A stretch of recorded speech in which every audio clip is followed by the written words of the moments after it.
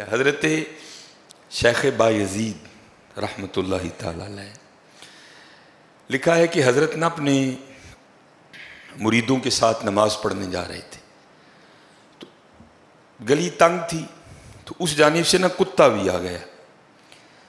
تو ظاہر ہے اگر تلقین آئی غیب سے کوئی دل میں خیال تو آیا ہوگا نا. تو حضرت نے اپنے کپڑوں کو بڑا سمیٹا اور سائڈ پہ ہو گئے کہ کتا گزر جائے کہیں میرے کپڑوں سے لگ ہی نہ جائے. یہ تو پھر یہ تلقین آئی غیب سے. وہ جو کتا ہے نا وہ بول اٹھا, عرض کرتا ہے بایزید کیوں مجھ سے اتنی نفرت کر رہے ہو؟ آپ نے فرمایا تو نجس ہے, میں نماز پڑھنے جا رہا ہوں, میرے کپڑے خراب کر دے گا, میں تو اس لیے پیچھے ہٹا ہوں. تو کتا آگے سے کہتا ہے حضرت اگر میں گیلا ہوں تو پھر نجس ہوں, پھر ناپاک ہوں, اگر خشک ہوں تو پھر تو میں ناپاک ہی نہیں, اگر آپ کے کپڑوں سے لگ بھی گیا تو کچھ نہیں ہوگا, اگر گیلا ہوں تو لگ گیا تو پھر آپ کے کپڑے ناپاک کروں گا. لیکن پھر بھی میری ناپاکی ایسی ناپاکی ہے کہ 3 بار کا جو پانی ہے وہ اس ناپاکی کو دور کر دے گا. اگر آپ کے کپڑوں سے لگ گیا نا 3 بار, اگر آپ اپنے کپڑوں کو پانی سے دھوئیں گے تو کپڑے پاک ہو جائیں گے. لیکن بایزید کبھی تو نے اپنی ناپاکی پہ غور کیا؟ میری ناپاکی تو وہ ہے جس کو 3 پانی دور کر دیتے ہیں, لیکن تیری ناپاکی تو وہ ہے جس کو 7 سمندروں کا پانی بھی نہیں دھو سکتا. جا کے پہلے اپنی ناپاکی دور کر. ہاں حضرت یہ اندر کی ناپاکی. اور کیونکہ بات ان سب بابوں کی ایک ہوتی ہے, انداز جدا ہوتے ہیں, تو پھر یہی بات حضور بلے شاہ رحمۃ اللہ تعالیٰ نے کس طرح لکھی. آپ فرماتے ہیں پھلاں داتو عطر بنا, پھلاں داتو عطر بنا, عطر دا پھر تو کڈ دریا, دریا وچ پھر تو ڈبکیاں لا. ذرا بات کی گہرائی تک جانا. حالا عطر کیا ہے؟ تھوڑا سا شیشی پہ لے کے اپنی ہتھیلی پہ لگایا, اس طرح کر کے جسم پہ لگا دیا, جہاں سے گزرو گے وہاں سے بھی پتا چلے گا اس بندے نے عطر لگایا. اگر تھوڑی امپورٹڈ شیشی ہے تھوڑا سا خود پہ سپرے کر لو, جہاں سے گزرو گے وہاں سے بھی پتا چلے گا کہ اس نے عطر لگایا. عطر تو اتنا سا بھی ہو تو وہ بو کو دور کر دیتا ہے, ختم کر دیتا ہے وہ.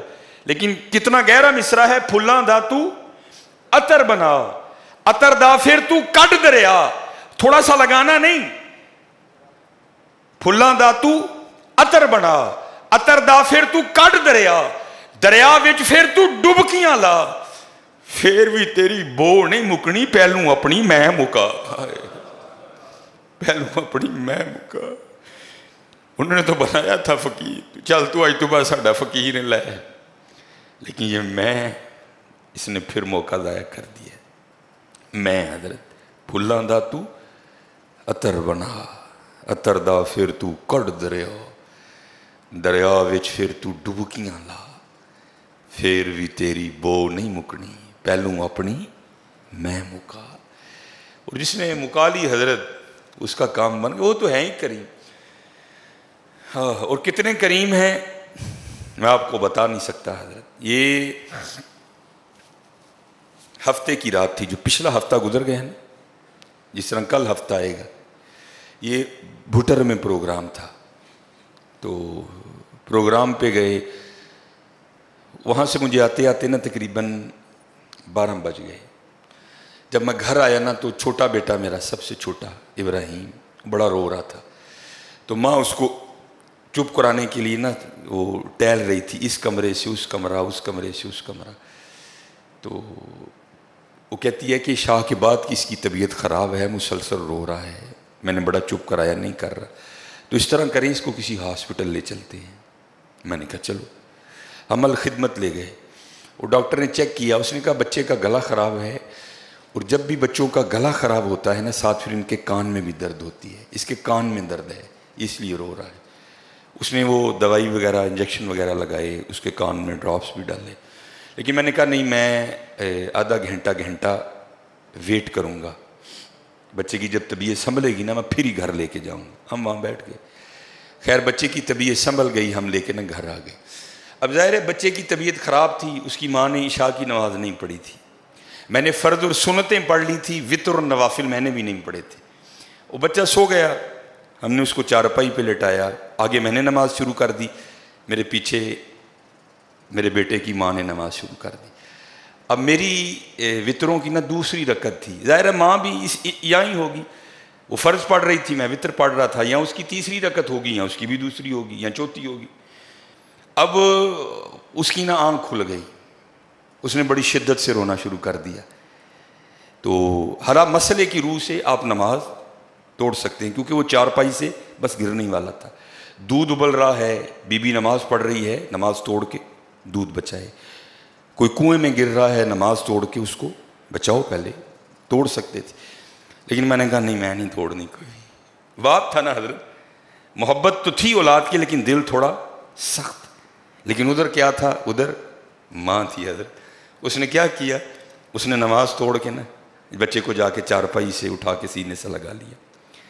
اب میں نے وطروں کی تیسری رکعت پڑھی تو میں مصلی پہ بیٹھ کے نا میں رو پڑا. ہائے، نبی علیہ السلام نے کیا فرمایا کہ اللہ جل شانہ بندے سے 70 ماؤں سے بڑھ کے پیار کرتا ہے. وہ یار اگر ایک ماں کی محبت یہ ہے تو پھر اس کی محبت کیا ہوگی؟ اگر ایک ماں کی محبت یہ ہے کہ اس نے نماز توڑ کے بچے کو سینے سے لگا لیا، تو پھر تصور کرو حضرت، جو 70 ماؤں سے بڑھ کے پیار کرتا ہے اس کی محبت کیا ہوگی؟ لیکن بات پھر وہی ہے حضرت، ہم تو مائل با کرم ہیں، لیکن کیا ہم تو مائل با کرم ہیں، لیکن آگے سے کیا؟ جب یہ وہ بچہ تھا نا، میں نہیں تھی حضرت اس میں. وہ تو پوری شدت سے رو رہا تھا، مجھے بٹھاؤ، مجھے اٹھاؤ، مجھے بچاؤ، مجھے بچاؤ. شدت تھی نا حضرت، اس شدت نے ماں کو مجبور کر دیا کہ اس نے نماز توڑ کے بچے کو اٹھایا. یہاں بھی جب شدت آتی ہے نا حضرت، تو پھر دریائے رحمت ایسا جوش میں آتا ہے کہ بگڑی بن جاتی ہے. لیکن پھر کیا ہے؟ ہم تو مائل با کرم ہیں، کوئی سائل ہی نہیں.